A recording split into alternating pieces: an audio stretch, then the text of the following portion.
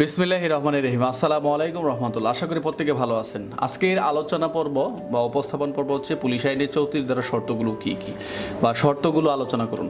এখানে পুলিশ আইনের যে শর্ত রয়েছে আমরা জানি পুলিশ আইনের অর্থাৎ এখানে 8টি শর্ত রয়েছে। অর্থাৎ এই 8টি শর্ত যদি বিশেষভাবে কোনো এলাকায় বা এরকম যদি কোনো কারো বিরুদ্ধ কোনো প্রকাশ্য স্থানে বা প্রকাশ্য স্থানে কোনো নিমূলে কোনো অপরাধজনক কোনো কার্য করে যার দ্বারা শহরের লোক বা বাসিন্দাগণের বিরক্তি, অসুবিধা, বিপদ বা বিঘ্ন সৃষ্টি হয় তাহলেই ম্যাজিস্ট্রেটের আদালতে বিচারে তাহার জন্য অনূর্ধ্ব 50 টাকা জরিমানা অথবা 8 দিন পর্যন্ত সশ্রম বিনাশ্রমে কারাদণ্ড হতে পারে।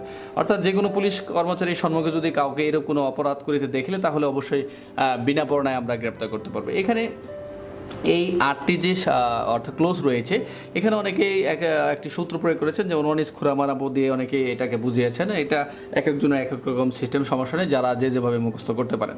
তো পুলিশ আইনের 34 ধারাগুলো শর্তগুলো কী কী? এখানে পুলিশ আইনের যে 34 ধারা শর্ত রয়েছে, যেমন আমরা অবশ্যই এই শর্তগুলো পুলিশ আইনের অবশ্যই শর্ত অবশ্যই এই কারোর সম্মুখে যদি কোনো এরকম কোনো অপরাধ করে তাহলে অবশ্যই পুলিশ অফিসার বিনা পরোয়ানা গ্রেপ্তার করতে পারে, অর্থাৎ সাব ইন্সপেক্টর বা সার্জেন্ট পদমর্যাদা যে কেউ। অর্থাৎ প্রথম বলা হচ্ছে, আমরা দেখি খেয়াল করি যে বলা হচ্ছে 1 নাম্বার, অনাবৃত জায়গায় গবাদি পশু জবাই বা মৃত পশুর চামড়া ছাড়ান কিংবা বেপরোয়া ঘোড়া ছুটান বা তাড়ানো। যদি এই অনাবৃত জায়গায় কোনো গবাদি পশু জবাই করে, মৃত পশু ছাড়ায়, চামড়া ছড়ায় রাখে কিংবা বেপরোয়াভাবে ঘোড়া ছুটায়, এরকম যদি করে তাহলে আমরা এই 34 ধারা আলোকে আমরা বিনা পরোয়ানায় গ্রেপ্তার করতে পারবো। 2 নাম্বার খেয়াল করি, নির্দয় নিষ্ঠুরভাবে কোনো জীব জানোয়ারকে মারধর করা বা যন্ত্র দেয়। এটাও একটা খুবই গুরুত্বপূর্ণ, যে নির্দয় নিষ্ঠুরভাবে কোনো জীব জানোয়ারকে যদি মারধর করে আমরা এরকম যদি দেখি তাহলে আমরা তাকে গ্রেপ্তার করতে পারবো, বিনা পরোয়ানায় গ্রেপ্তার করতে পারবো।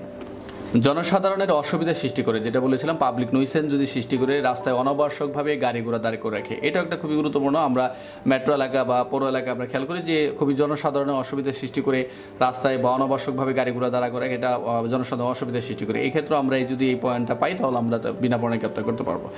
তারপর দেখা যাচ্ছে 4 নাম্বার, যে খোলা বা উন্মুক্ত জায়গায় বিক্রয়ের জন্য কোনো মাল ফেলে রাখা। এটা একটা খুবই গুরুত্বপূর্ণ এলাকার জন্য, যে খোলা ওপেন প্লেসেস জায়গায় যে একটা জায়গায় বিক্রয়ের জন্য কোথাও কোনো মালামাল ফেলে রাখে, এটা আমরা খেয়াল যদি এরকম পরিস্থিতি তাহলে অর্থাৎ নির্দিষ্ট প্লেস ছাড়া যদি এরকম কোনো খোলা বা উন্মুক্ত জায়গায় বিক্রয়ের জন্য কোনো মাল ফেলে রাখে আমরা এটা পুলিশ আইনে অর্থাৎ বিনা পরোয়ানায় আমরা গ্রেপ্তার করতে পারবো।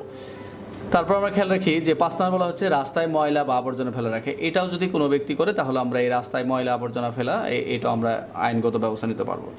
6 নাম্বার বলা হচ্ছে মাতাল বা বেসামাল হয়ে রাস্তায় যদি বেড়ায়। কেউ যদি মাতাল হয়ে বা বেসামাল হয়ে রাস্তায় যদি বেড়ায় মদ খেয়ে বা এরকম কোনো কিছু, তাহলে আমরা এই পুলিশ আইনে অর্থাৎ 34-এর যে শর্তগুলো এখানে 6 অপর সেকশন আমরা আইন অর্থাৎ বিনা পরোয়ানায় গ্রেপ্তার করতে পারবো পুলিশ আইনে।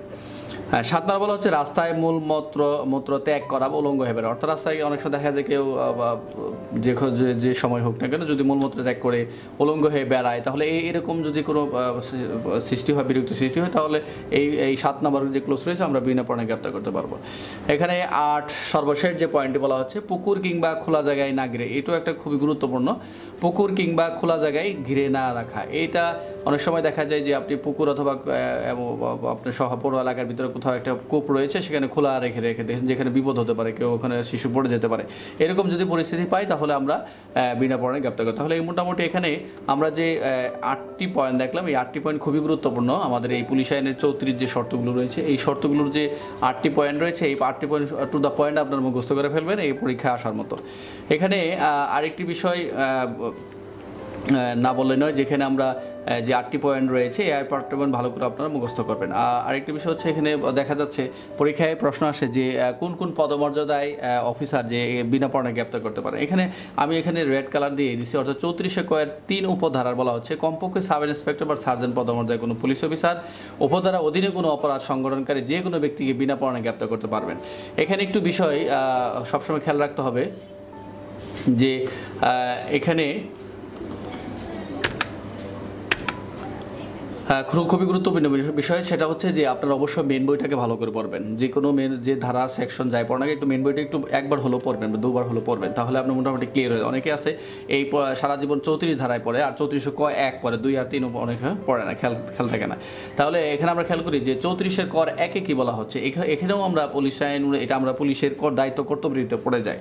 অর্থাৎ পুলিশের আইনের যে অর্থাৎ পুলিশ আইন অনুযায়ী দায়িত্ব কর্তব্যগুলো রয়েছে আমরা আলোচনা করবো সেই প্রশ্নে। এটাও কিন্তু পুলিশ আইনের দায়িত্ব কর্তব্যের ভিতরে আপনার প্রশ্নটা রয়ে গেছে। এখানে 34 কর একে বলছে কোনো চিত্র বিনোদন স্থলে দর্শক, এখানে র্যাপটা আসতেছিল না, এটা আপনার বানানটা খেয়াল রাখবেন, যে চিত্র বিনোদন স্থলে দর্শক প্রবেশের টিকিট মূলত যে মূল্যে বিক্রি করা হয়েছিল তদপেক্ষা যদি উচ্চতর মূল্যে এইরূপ টিকিট কোনো ব্যক্তি পুনরায় বিক্রি করিবেন না বা তর জন্য প্রস্তাব দিবেন না। অর্থাৎ যদি চিত্র বিনোদন স্থলে, অর্থাৎ আমরা এটা বুঝি চিত্র বিনোদন অর্থ বুঝি কোনো প্রদর্শনী, অভিনয়, প্রমোদ, ক্রিয়া, খেলাধুলা অনুষ্ঠানে যদি এরূপ টিকিটের লোকজন যদি মূল্য যদি বিক্রি করা হয়েছিল সেই টিকিট আরও এরূপ কোনো পুনরায় যদি বেশি তার চেয়ে বেশি বিক্রি করে, যে টিকিট যে মূল্য কিনেছিল তার যে বেশি বিক্রি করে, তাহলে অবশ্যই তার উপধারা 2 বলা হচ্ছে যে অবশ্যই তার 3 মাস পর্যন্ত কারাদণ্ড, 100 টাকা অর্থদণ্ড বা উভয় দণ্ডে দণ্ডিত হবেন। তাহলে মোটামুটি এই 34 কর এক উপধারা যদি আমরা কোনো এরকম সিচুয়েশন হয় এই 34 কর এক উপধারা আমরা বিনা পরোয়ানায় গ্রেপ্তার করতে পারবো। এই গ্রেপ্তার কে করবে? কমপক্ষে সাব ইন্সপেক্টর বা সার্জেন্ট পদমর্যাদার যে কোনো পুলিশ অফিসার, অবশ্যই এক উপধারার অর্থাৎ এই যে এক উপধারার যে বিধান রয়েছে এই বিধান উপর সংগঠনকারী কোনো অপরাধ সংগঠনের যে কোনো ব্যক্তিকে বিনা পরোয়ানায় গ্রেপ্তার করা যাবে। তাহলে মোটামুটি আশা করি এই পুলিশ আইনের 34 ধারার শর্তগুলো আপনারা খুব সহজভাবেই বুঝতে পেরেছেন। এখানে কিন্তু আমি আবার বলে দিচ্ছি যে পুলিশ আইনের 34 ধারা কিন্তু পুলিশের দায়িত্ব কর্তব্য। এখানে যদি পরীক্ষা প্রশ্ন আসছে পুলিশের প্রধান কর্তব্যগুলো কী কী, তাহলে এই 34 পুরোটা দিতে হবে অর্থাৎ ক্লোজ সহ, এবং 34 কর 1, এবং যদি প্রশ্ন করে যে কোন কোন পদমর্যাদা তাহলে 34 1 অর্থাৎ কয়ের 3 উপসেকশনে এই উক্ত ব্যক্তি অর্থাৎ সাব ইন্সপেক্টর সার্জেন্ট পদমর্যাদায় ব্যক্তি বিনা পরোয়ানায় গ্রেপ্তার করতে পারবেন। তাহলে মোটামুটি আজকের আলোচনা ছিল যে পুলিশ আইনের 34 ধারা শর্তগুলো কী কী। আশা করি আপনারা এই 8টি ক্লোজ খুব ভালো করে মুখস্থ করবেন, এবং এছাড়া আমরা অন্যান্য যে আমরা অর্থাৎ 34 ক দ্বারা আমরা বিনা পরোয়ানায় গ্রেপ্তার করতে পারি, 34 এবং 34 কত আমরা বিনা পরোয়ানায় গ্রেপ্তার করতে পারি। তাহলে আজকের আলোচনা এই পর্যন্তই। প্রত্যেকে ভালো থাকবেন। আসসালামু আলাইকুম ওয়া রাহমাতুল্লাহ।